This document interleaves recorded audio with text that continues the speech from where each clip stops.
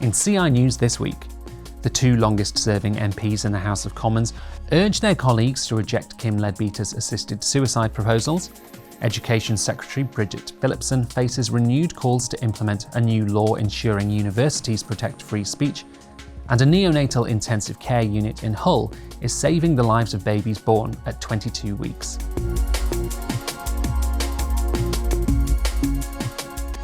Hello and welcome to CI News on the 22nd of November. I'm Angus Saul. Labour MP Diane Abbott and Conservative MP Sir Edward Lee, mother and father of the House, have said it would be unsafe for MPs to endorse Kim Leadbeater's assisted suicide bill. Speaking from opposite benches but united in their opposition, the veteran parliamentarians described the bill as rushed and flawed.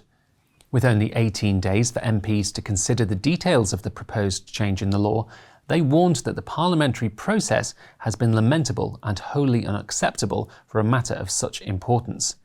They also expressed concern about how the new legislation would be implemented in practice, particularly as regards to vulnerable groups, and argued that the only adequate safeguard is to keep the current law unchanged.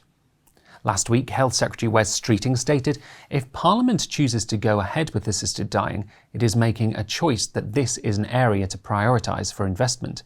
He emphasised that any new service would have resource implications and would come at the expense of other competing pressures and priorities. Over 25 authors, intellectuals and celebrities have called on the government to implement a new law ensuring universities protect free speech. In an open letter to Education Secretary Bridget Phillipson, prominent cultural figures including novelist Antonia Fraser, philosopher A.C. Grayling and historian Tom Holland warned free speech in universities is a bedrock of freedom in literature and all the arts, yet it is being eroded. Lauding the Higher Education Freedom of Speech Act as the best hope of restoring a more tolerant climate in our universities, the signatories hoped the government will not continue to thwart this important measure for the preservation of humane and liberal values. A member of the Scottish Parliament has called for an LGBT Youth Scotland pilot scheme in primary schools to be scrapped. Pam Gosal MBE, who represents West Scotland, criticised East Dunbartonshire Council for partnering with the controversial activist group and highlighted the danger of allowing an organisation known for promoting trans ideology to work with children of primary school age. The MSP reminded the council that the Cass review found this ideology not only harms gender-questioning children, but also children who are asked to accept that a classmate is able to change sex. Posting a copy of her letter on X, Gosal said she was deeply disturbed to learn of the proposed scheme. Children should be left to be children and should not be confused by trans ideology.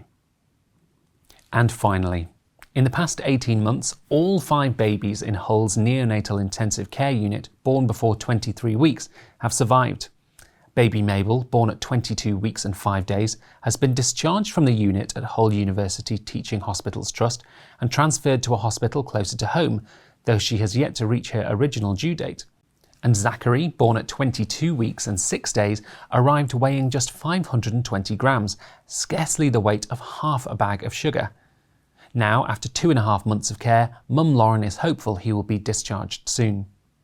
Neonatal matron Francesca Matthews described the unit as one of the best in England.